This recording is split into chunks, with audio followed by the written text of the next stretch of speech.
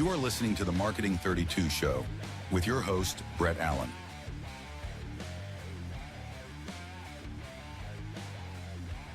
Hi, Brett Allen here, host of the Marketing 32 Show, where I connect with leading dentists, dental influencers, and industry experts, as you know, to bring you the latest and greatest insights and innovations to help your practice grow and thrive. This episode is brought to you by our team here at Marketing 32. We're the only dental marketing team that I know of with a performance guarantee that if you're not growing your practice with our help, you don't pay. It's that simple. So we don't work with everybody. So if you think you need help and you'd be a good fit with us, head over to marketing32.com, set up a call. We'll have a quick conversation to see what your goals are and see if we'd be a great fit to help you. Quick shout out to Eric Vickery of All Star Dental Academy. Recently had him on to talk about practice growth internal with teams and his coaching hack, the 95-5 rule for case acceptance. So if case acceptance is something that you're wanting to improve and need help with, that episode is phenomenal. You should go check it out.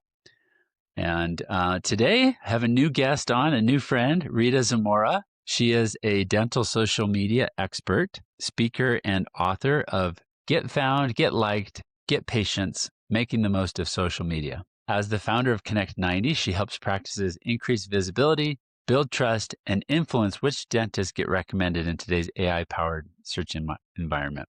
With a practical and authentic approach, Rita shows teams how to create content that connects with patients and signals credibility to AI. I'm excited to go deep on this and learn more about that. And Rita, welcome to the show. Thanks for being on. Thanks for the invite. Yeah, I've heard so many great things about you from so many different people. You're well known in the industry, and you certainly know how to do social media for dentistry. So I'm excited to dig in with you today and learn more about your process and what you recommend. But before we get into the nitty-gritty of social media, tell us more about your background. How did you get into dentistry and ultimately into specializing in helping with social media? Let's see. Oh my goodness. Many moons ago, I started working in Denver, Colorado for a solo periodontist. It was a startup practice. We had one periodontist and a handful, I think there were 3 of us team members at the start. And over a decade working in that practice, we grew the practice to 5 periodontists, over 20 team members, and multiple locations. So I got to learn a lot at my time in that practice about courting associates, about working in different roles in the practice. I worked on the front desk team, the admin team. I worked doing case presentation for big perio and implant cases. I spent a lot of time doing case presentation as a treatment coordinator. That was actually one of my favorite roles. And then I moved into the marketing aspects of the practice, doing a lot of referral marketing and then direct to consumer marketing. And then social media came into the picture. And I started writing a blog about social media for dentistry, and it kind of took off. And I started getting invited to speak at local meetings about Facebook, which was brand new at the time. And it was really exciting. It just sort of led to a lot of different experiences speaking across the country and internationally. And that's what led me to start my a little agency, and we're working with clients today across the US. We have clients in Canada and Australia. Awesome. That's great. So what, in your experience working in dentistry over these years, I mean, social media has changed quite a bit. And now with the advent of AI, what's working today? Like, how should dentists be approaching social media? And I mean, we've all seen the cookie cutter content that gets created, stock images, just to check a box.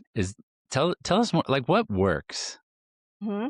Tell Yeah, us I'm excited to talk with you today because I think there's a massive change going on right now culturally and also with the different social media platforms and dental teams. I kind of feel like things have gone off the rails with social media.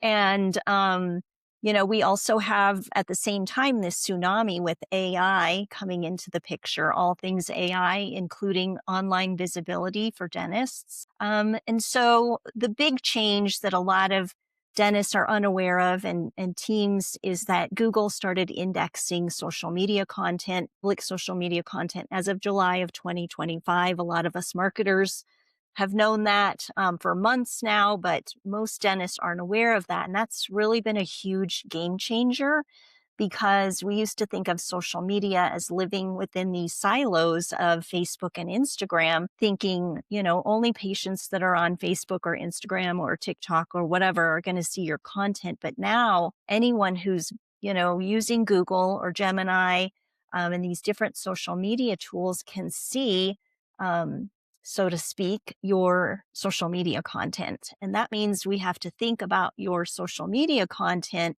in a different way. Yeah, and each platform is also unique in terms of what content resonates with people who use that platform and how to get found in those platforms. There can be a lot to it, and I think the cookie cutter, just schedule out some templated content and you pay a couple $100 a month. That probably is, that, from what I've seen, doesn't work very well. Um, so tell us more like actionable advice. Like what should dentists be doing when they're thinking about, okay, I want to be more visible on Facebook or I want to be on TikTok. Like what those are two different platforms, and so the strategy is different, right? So tell us more about Mhm. that. It is. And my perspective now is that, the main reason that any dental practice is spending time on social media is for the purpose of marketing. At least that's what we would say for our dentists. And we're not doing it for fun or to entertain people. So that's something important to keep in mind. And any content that we're putting out there, it's really for the purpose of, converting patients, attracting patients, and also letting AI know what your practice story is. As Mm, more and more people are using Gemini in particular, which is Google's AI tool, and yeah. other AI tools, to ask who's a good, dentist for me, we need to make sure that those AI systems understand who you are. So I would say, yes, we want to definitely ditch, if you haven't already, the cookie cutter social media. Definitely stop, if you haven't already, using stock photography because Yeah. people don't like it. AI knows it's stock photography, so you're not helping AI to understand who you are and what's unique about you. And the number one thing actionable that you want to think about is, what are the one or two things that you want to be known for? Maybe there are two or three. Usually when I talk to dentists today, most of them say, I want to do more dental implants and I want to do more clear aligners. those are the top two. Oftentimes smile makeovers, things like that. And so, what's changed now with social media is that you really need to think about repeating your content consistently. So, for many practices, they've been really kind of lured by these social media algorithms to be entertaining, to constantly be creating different content, skits, dancing. Like I said, it's Hmm. kind of gone off the rails because we were really working to win over the algorithms in order to get visibility. Because over the years, we lost that ability to just be found even in front of our followers. Yeah, that's great. Do you find that now each of these platforms has an advertising component to it where you can run ads on it? I know we're trying to get visibility and have patients find us and see us beyond the patients who already know about us or are finding, like finding us on Google, coming to our website, clicking our social media to see what we're like on social media.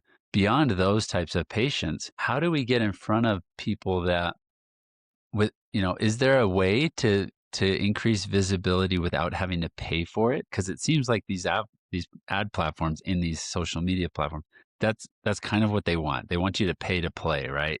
And so if you're not boosting that post or creating content and then targeting an audience with an ad with that content, um, it seems like you don't get any visibility. It's very small. So, tell us more about some of the strategies you've implemented, and maybe that is maybe you spend a couple dollars a day to get visibility. But what is that like to get more patients to find you on social media? Yeah. And I think that's still a good strategy. Brett, I know that's your expertise, and I will be letting people know about that also on my end that are asking for good resources for that, for paid Yeah. advertising, whether it's on, Facebook, Instagram, Google, what have you. But I think we have to really change our mindset about social media and really think about the value of being on social media, not just to be discovered within those platforms, but really using it as a publishing tool to help with your overall Google visibility. Because as much as we talk about these AI tools, yes, they are up and coming, growing very rapidly, but the majority of patients are still going to use Google.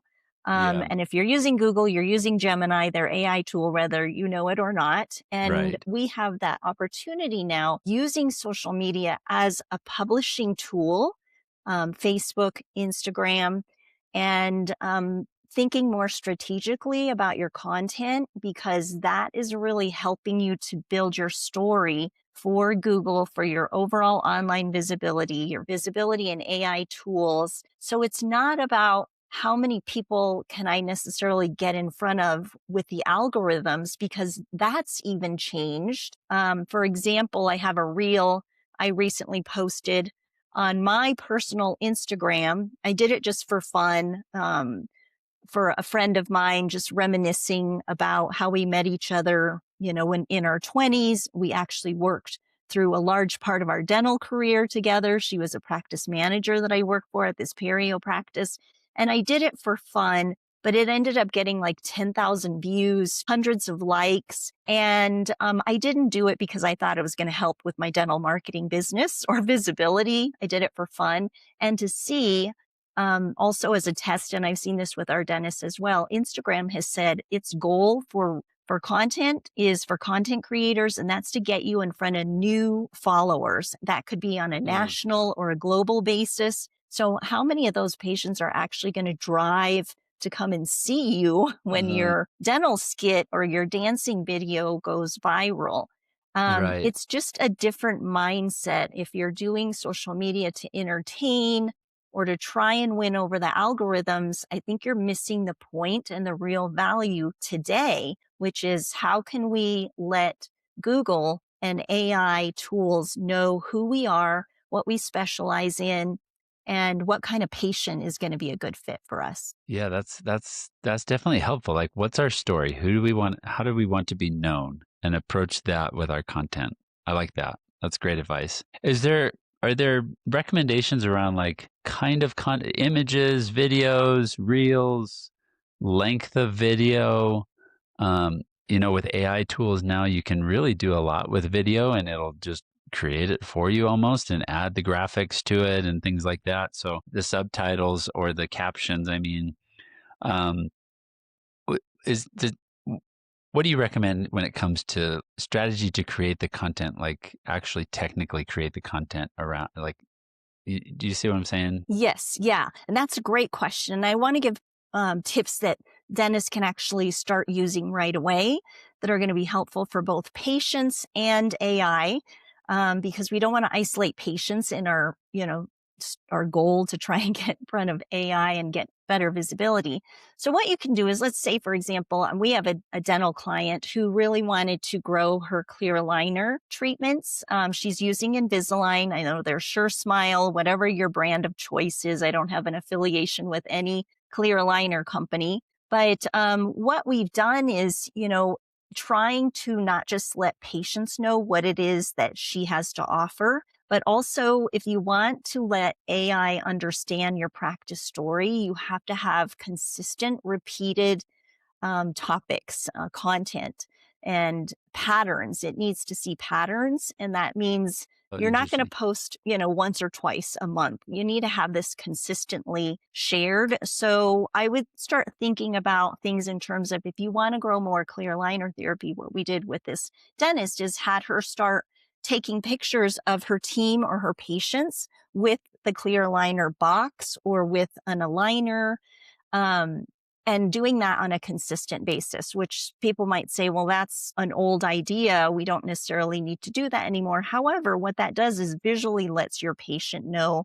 oh, I see that's an aligner. I recognize that brand. But we can also use other little tools.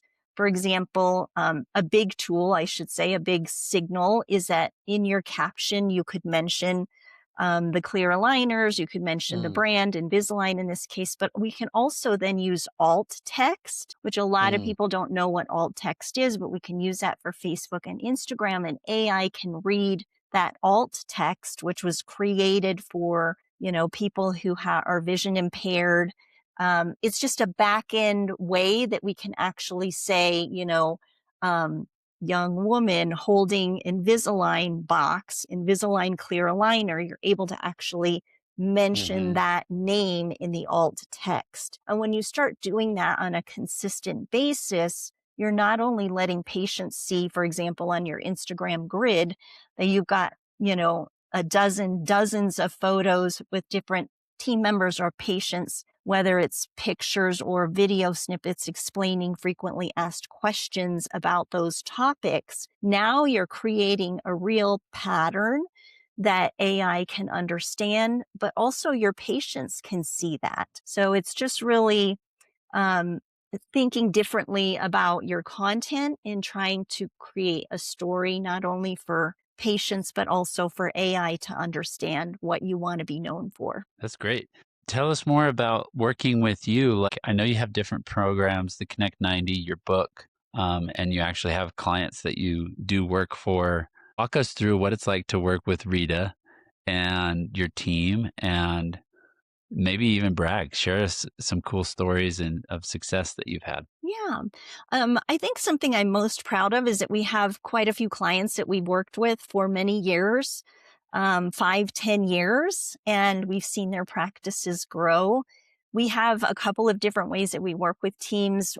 One is our Connect 90 program, where we have a content calendar and scheduling tool where we provide content suggestions for dentists. So depending on whether you want to promote aligners or dental implants or teeth whitening or whatever it is, we create that content for you. And then your responsibility would be to take your photos or video snippets and upload them to the content calendar and get everything, prepared to publish. But we do have a lot of teams that are very busy and they're like, we just want you to do it for us. So in that case, they mm, would send us their photos or video snippets and we just take care of everything for them. We're able to just personalize everything for everyone's practice. That's really important to me to make sure that they're being represented as individuals with their own personality and whatever it is that they want to be known for.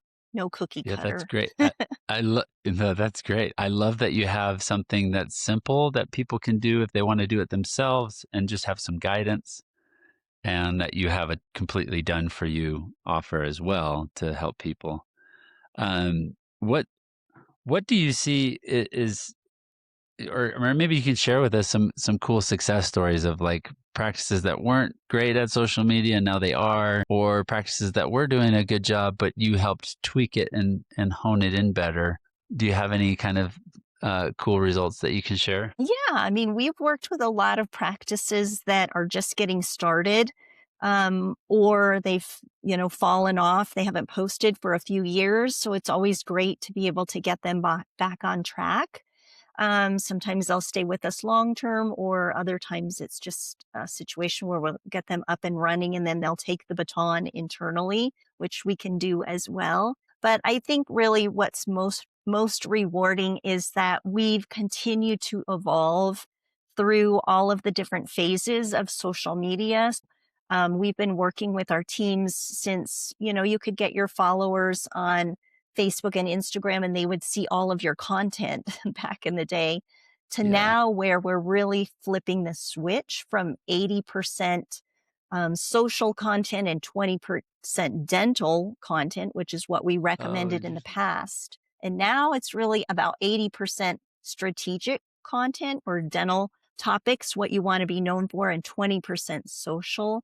So, seeing our clients get excited about these changes. I talked to a dentist just last week, and she was elated that we were not going to be focusing on as many social topics and more so on, she's like, I could talk about, clear aligners all day long or talk about dental implants all day long.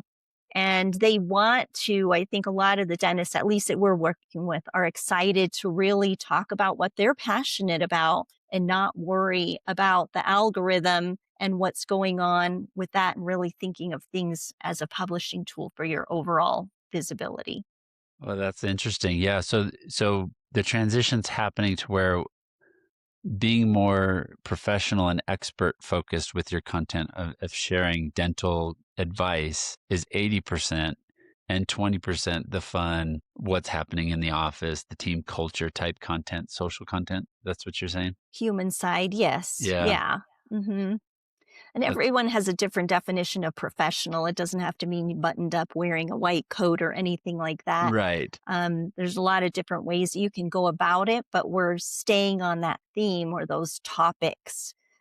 So AI is not hallucinating and making up stories about your practice if you don't have Oh, enough interesting. Yeah. consistent information out there. Well, I've seen dentists who do it right and they keep it entertaining and it's social. Like they're talking about dentistry, but it's actually engaging versus, like I think when I say professional, I mean we're talking about what we're experts in dentistry versus just button up your white shirt or your white doctor's coat and then just have a plain background and just speak about the technicalities of dentistry, right? Well, this has been fun. I mean, the conversations always go quick on the show. I always close with the golden nugget question. What's that one piece of advice that would have a ripple effect epiphany for our listeners? Mhm. I think it's even comes down to one word, and it's habits. I'm a huge fan of James Clear and also Arthur Brooks, and they talk a lot about habits. And so I would say the most powerful tool that the dentists have, specifically, even when it comes to dental marketing, getting photos or capturing videos that you can use, is to think about this in terms of habits. What's a method that you could set up in your practice to get consistent photos or video snippets? Because that's really what's going to help us to tell a good story about your practice. So you can use that personally as well, but habits. Yeah, creating processes. We have one of our core values is having great processes, and so if there's not a process for something, it likely will get forgotten or done wrong. Yes. One of our practices, actually, my first dental client, who's still a client, back in 2014, they started working with us. They do a great job. They're an implant center in Phoenix. Revive Dental with Dr. Nate Farley and Kent Howell. They have all over their practices, they have pictures of their patients before and after, like really well done, high quality images of the transformation. And they have in their office, one of the ops was converted into a photo shoot studio where they could get these testimonial videos and they could get these before and afters in a quality way, not just on your phone, right? Yes. And you can see it all over their website if you go to their website. But I think that's great. They have a process, they have a way of capturing that. And when the patient's done with their treatment, since they do these transformational all on X cases, they walk them over into that room and get the testimonial, get the shots, and it makes it easy.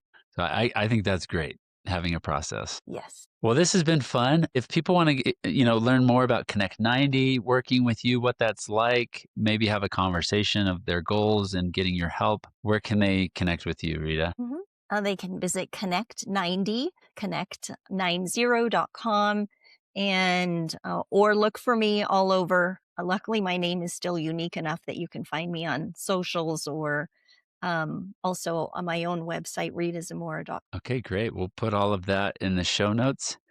Thank you again. This has been a pleasure, super insightful. I think there's a lot that we can take action on here. And like I said, if you need that information, it'll be in the show notes. Thank you so much, Rita, for coming on today. Thank you. I appreciate it. All right, everybody. Until next time on the Marketing 32 show, have a great rest of your day and a great week. Take care. All right. That was good. Thank you. Yeah. So if you've used Riverside, so there will be a little box that is uploading and wait for it to get to 100% before you close it. I usually see that box, but I don't see it right now. So I don't know. Saying 92% uploading on my end. Maybe with the new update, I'm not seeing it somewhere else, but I just will wait until this is done. Well, thanks again, Rita. This is good. It was good to get to know you better. We do have our quarterly gathering in Denver coming up in June. Well, let's see what the dates are. Would love to see you if you can make it. I think I invited you on Facebook to it. Oh, what is the date? Let me pull it up here. It's usually the first Thursday of the last month of the quarter. But I think this time around, due to some conflicts I have with work, I've bumped it a little bit. So let me find where is it at. And I'll also make sure that I added you to it. It's just a Facebook event that I created. Okay. So, okay, May 28th is when we're doing it. So it's Okay. coming up at the end of next month Oh, instead of the yeah. beginning of June. I think depending, I might be already in California for SCN, but I'll look and see. Oh, you're going to be in SCN? I'll be there too. I think that's the beginning of June, right? Yes. Yeah. That's why I moved it. Yeah, So, I'm going up early because I've got family in the area, so I'll look at my calendar and see. That sounds like a lot of fun. okay, great.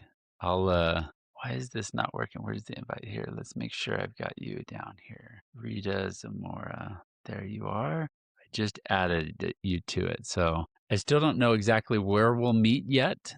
I was actually talking with Laura Brenner about it and Laura Schwint to see if they had any recommended spots. We kind of jump around to where there's a good ambiance and good food. We've tried different places and it's always been a hit. Finding. I usually use Google Maps and look for just really high rated restaurants that are accessible to people and not too far away. So, are you up in Boulder? We're in Louisville, just outside of Louisville, Boulder. that's right. Mm-hmm. That's right. So maybe a little bit to get into Denver, but it's always fun to have, the group that comes is great and it's good friends and it's great to just enjoy good food together. So I hope to see you there if you can make it. Yes, thank you. I appreciate that. I do hear good things about it from everyone. The two Lauras, and then also Kevin Henry and Dana Johnson. Yeah. They're my good friends. So Well, good. Yeah. Hopefully you can make it. I added you. So if you can look at your calendar and RSVP, that would be great. okay, I will do This that. will probably go live. I've got caught up on my backlog of recordings with spring break and everything. So this will probably go live on Tuesday. So I'll let you know. I'll send you an email with the link and everything. Okay, great. And we Thank you usually so create much. reels through Riverside is great at doing that. And so if you want to share it on social media, we'd appreciate that. For sure. And okay, great. Well, good to see you again, Rita. Thanks for coming on and I'll talk to you again later. Thank you. Sounds good. Take care. Okay, take care. Bye-bye. Bye.